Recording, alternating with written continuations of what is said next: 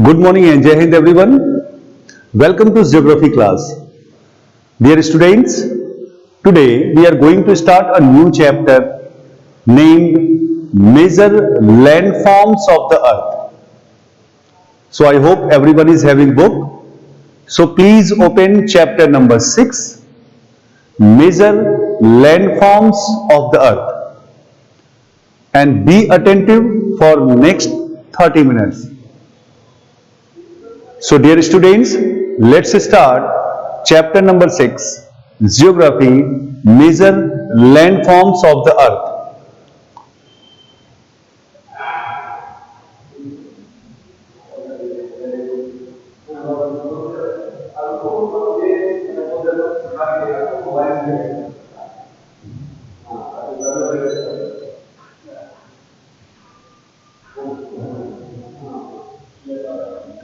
So dear students, the chapter is Major Landforms of the Earth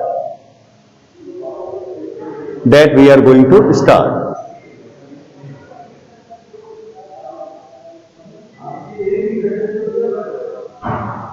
So dear students, as you know that the surface of the earth is not uniform.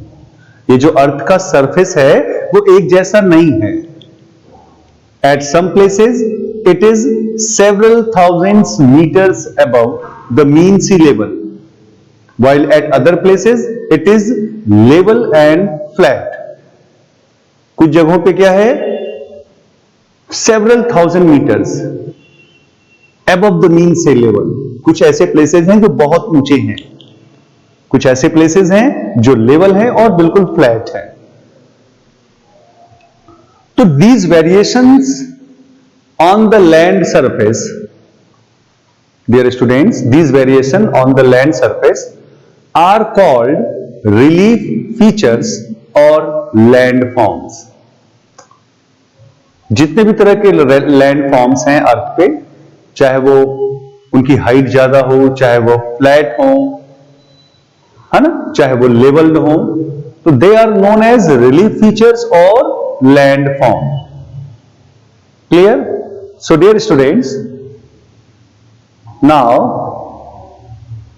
the next one is which you have to understand that do you know that there is a continuous movement taking place within the earth?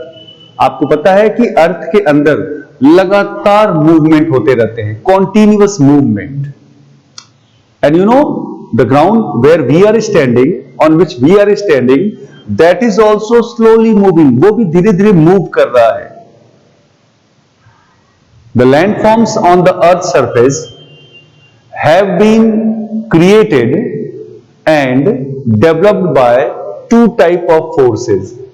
तो earth surface पे आप जैसा भी landforms देखते हैं, जैसा भी, वो सारे जितने भी है वो जो क्रिएट हुए हैं, they are of two types of forces. दो तरह के फोर्सेस से वो क्रिएट हुए हैं. One is tectonic forces and another one is gradational forces. Clear? Which two types of forces? Tectonic forces and gradational forces. After that, now the question is, what is tectonic forces? Tectonic forces which originate from within the earth create irregularities on the surface of the earth. पहले तो tectonic forces कहां से originate होते हैं? तो वो अर्थ के अंदर से ओरिजिनेट होते हैं. ठीक है ना? वो अर्थ के अंदर से जो मूवमेंट है, जो उसका जो ओरिजिन है, वो अर्थ के अंदर से है. They are also known as tectonic forces और इंटरनल फोर्सेस. तो the tectonic forces which originate from within the earth, it create regularities, irregularities. यानी कहीं पर बहुत हाई लैंड, कहीं पे लो लैंड, कहीं पे flat land. So the tectonic or the internal force is responsible for the upliftment and subsidence of the earth surface. तो ये जो टेक्टोनिक फोर्स है, ये जो इंटरनल फोर्स है, वो अर्थ सरफेस के अपलिफ्टमेंट या सबसिडेंस के लिए रिस्पॉन्सिबल है. क्लियर? टेक्टोनिक या internal force is responsible for the upliftment and subsidence of the earth surface. After that the gradational forces, ये कहां से ओरिजिनेट होते हैं? तो the gradational forces originate from outside the earth. ये जो ग्रेडेशनल फोर्सेस हैं वो अर्थ के आउटसाइड से ओरिजिनेट होते हैं. जैसे टेक्टोनिक फोर्सेस अर्थ के अंदर से ओरिजिनेट होते हैं एंड ग्रेडेशनल फोर्सेस वो अर्थ के बाहर से ओरिजिनेट होते हैं. It modifies the irregularities created by the internal forces. मैंने कहा था ना कि इंटरनल फोर्सेस से irregularities क्रिएट होती है अर्थ पे. उसी irregularities को ये मॉडिफाई करता है, चेंज करता है. So the gradational or external forces continuously wear down and rebuild the land surface. तो ये जो ग्रेडेशनल या एक्सटर्नल फोर्सेस हैं वो लगातार टॉप लेयर को रिमूव करते रहते हैं और नया लैंड सरफेस बिल्ड करते हैं. ग्रेडेशनल फोर्सेस और एक्सटर्नल फोर्सेस.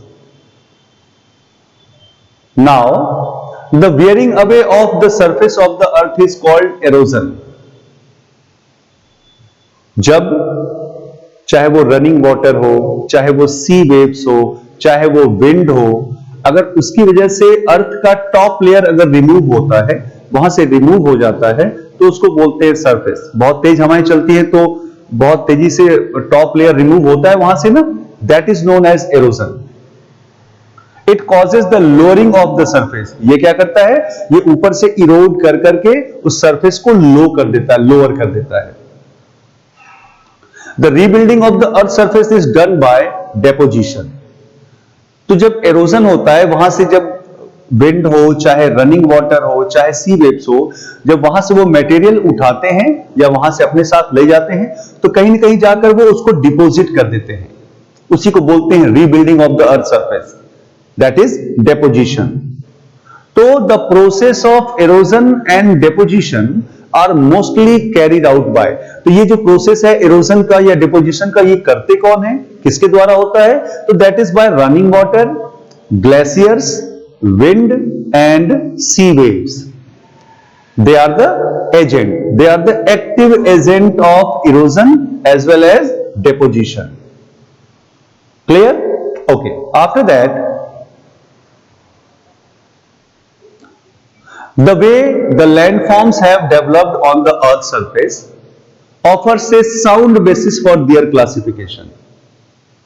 देखो, जिस तरह से लैंडफॉर्म्स फॉर्म हुए हैं या डेवलप हुए हैं, उसी के हिसाब से उनका क्लासिफिकेशन किया जाता है. The three major types of landforms classified on the basis of their elevation, relief and slope are.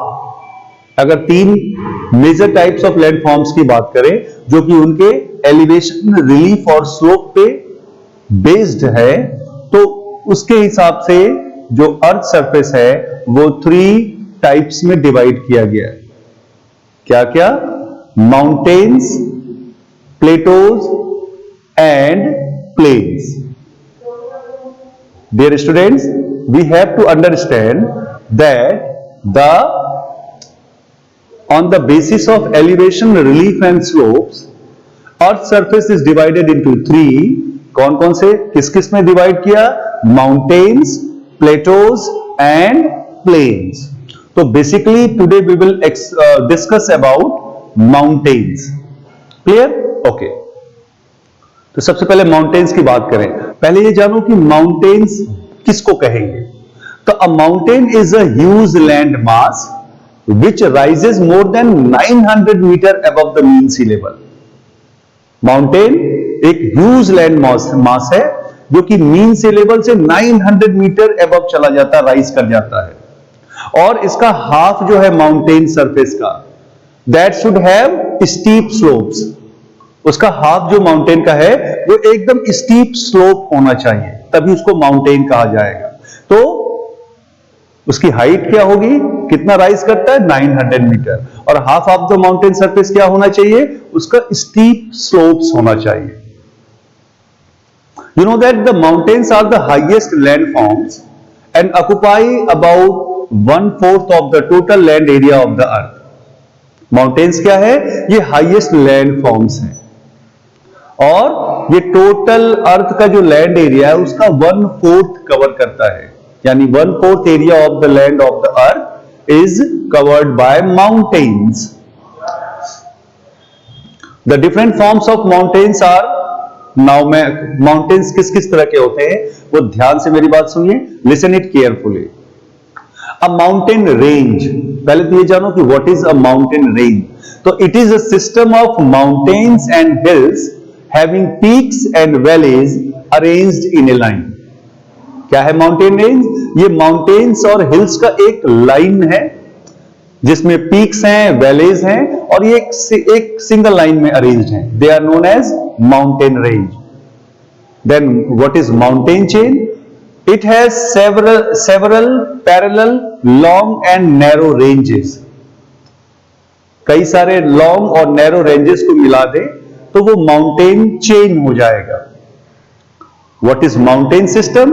It has several mountain ranges separated by valleys. ये वो माउंटेन रेंजेस है जो किसी न किसी वैली से सेपरेटेड है। Then a cordillera, it is a Spanish term है ये, which refers to several mountain groups and systems. Several mountain groups और system को ही कॉर्डिलेरा कहते हैं, स्पेनिश टर्म है ये। It is generally huge mountain belt stretching almost across the entire continent like the western Cordillera in north America. ये huge mountain belt है जो continent के एक डायरेक्शन से लेकर दूसरे डायरेक्शन तक पूरे कॉन्टिनेंट में जो फैला होता है। एक एग्जांपल है वेस्टर्न कॉर्डिलेरा जो कि नॉर्थ अमेरिका में है। उसके बाद mountains are of various heights. देखो माउंटेन्स के हाइट्स अलग अलग होते हैं, उनके शेप्स अलग अलग होते हैं। एंड दीज वेरिएशन, ऐसा क्यों होता है कि उनके हाइट्स और शेप अलग अलग होते हैं? बिकॉज ऑफ दियर एज, वो कितने पुराने हैं उस हिसाब से उनके हाइट्स और शेप्स डिटरमाइन होते हैं। For example the Himalayas are young mountains. Himalayas क्या है? वो यंग माउंटेन्स हैं। That's why they are very high and they have conical peaks. उसके पीक्स कैसे होते हैं? कॉनिकल होते हैं, बहुत हाई होते हैं यंग माउंटेन्स और उनके पीक्स कॉनिकल होते हैं। लेकिन अगर ओल्ड माउंटेन्स की बात करें तो Aravallis, the Aravallis are very old और इसीलिए जो उनका जो पीक है वो राउंड है, इट इज नॉट कॉनिकल। ठीक है, तो एज के हिसाब से अगर माउंटेन्स यंग हैं तो वो बहुत हाई होंगे, उनके पीक कॉनिकल होंगे, और अगर माउंटेन ओल्ड हैं तो उनके पीक्स कैसे हो जाएंगे? वो राउंडेड हो जाएंगे। आफ्टर दैट, तो on the basis of their origin mountains are classified into 3 different types. Mountains को 3 डिफरेंट टाइप्स में क्लासिफाई किया। किस किस में? Fold mountains, block mountains and volcanic mountains. सबसे पहले फोल्ड माउंटेन्स। देखो most of the modern ranges of the world like Himalayas, the Alps, the Rockies and the Andes, they are the example of fold mountains. ये सब जो मैंने mountains के name लिए हैं, माउंटेन्स रेंजेस के, ये फोल्ड माउंटेन्स के एग्जांपल है। As these mountains are formed recently they are known as young fold। क्योंकि ये माउंटेन्स रिसेंट बने हैं इसलिए इसको यंग फोल्ड माउंटेन्स कहा गया। On the other hand the Aravallis, they were formed much earlier, वो बहुत पहले फॉर्म हो गए and that's why they are known as old fold mountains. Clear students? Okay. Originally the rock strata of the fold mountains was laid down as sediments in water bodies। Water bodies में sediments की तरह से इसको deposit किया rock strata को। फिर क्या हुआ? The rock strata was later uplifted bye horizontal compressional forces. which crumpled the top layer of the sediments into arches and troughs. ये जो रॉक स्ट्रेटा अपलिफ्ट हुए जब हॉरिजॉन्टल कंप्रेशनल फोर्सेज उस पर लगे, जिसने उसके टॉप को क्रम्पल्ड कर दिया और सेडिमेंट जैसे आर्चेस और ट्रफ्स बना दिया. Horizontal compressional forces. मैं आपको एक डायग्राम दिखाता हूं, इमेज दिखाता हूं तो मेरी बात समझ में आ जाएगी. Look this.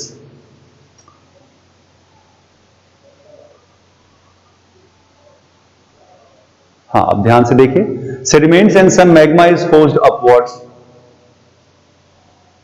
है ना. लुक, ये फोल्ड माउंटेन्स कैसे फॉर्म हो रहे हैं.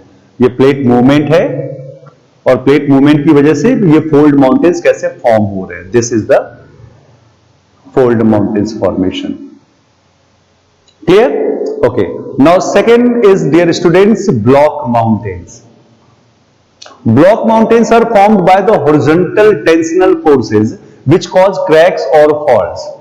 ये जो block mountains हैं, ये कैसे बनते हैं? ये horizontal tensional forces जो है वो अर्थ के क्रस्ट में, जो सबसे ऊपर का लेयर अर्थ का क्रस्ट है ना, अर्थ के क्रस्ट में क्रैक्स बना देते हैं या फॉल्ट्स बना देते हैं.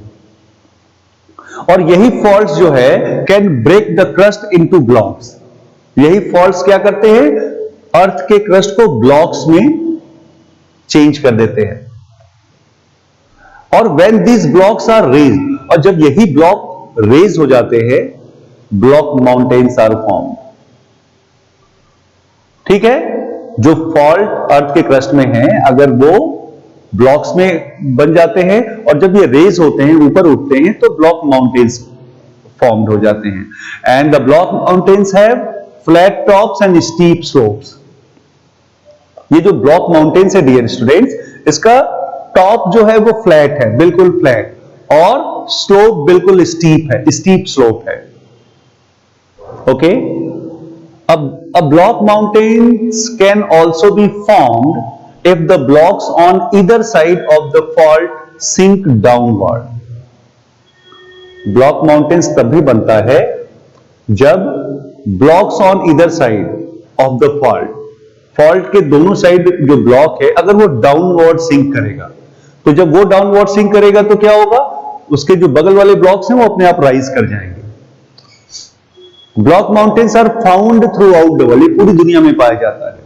अगर कुछ एग्जांपल्स की बात करो तो the Black Forest in Germany, the बॉस्केस in France, the Sierra Nevada in California USA, and the Salt Range in Pakistan.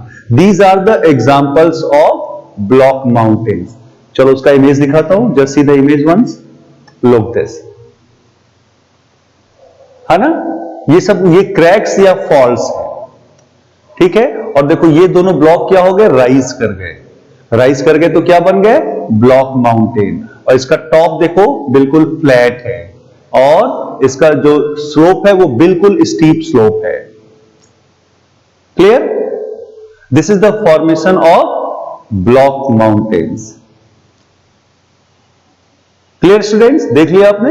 Okay. Now the third one is volcanic mountains. Dear students, formation of a volcanic mountain is associated with volcanic activities. Volcanic mountain का formation कैसे किससे होता है? Volcanic activities से related है. When a volcano erupts, जब कोई volcano erupt होता है तो उसमें से क्या निकलता है? Hot magma, और great force के साथ निकलता है. उसके बाद ये मैग्मा वहां से निकलकर कहीं एक जगह जाकर एक्यूमुलेट हो जाता है, इकट्ठा हो जाता है around the went of the volcano.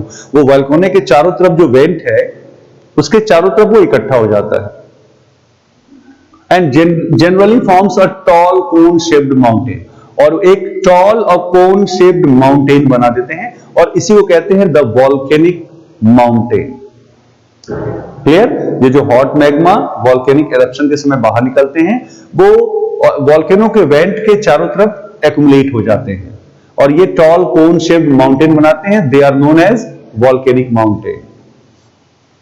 कुछ एग्जांपल्स हैं. The important volcanic mountains of the world are Etna and Vesuvius in Italy, Kilimanjaro in Africa, Cotopaxi in South America, Krakatoa in Indonesia, Fujiyama in Japan, and Renner in USA.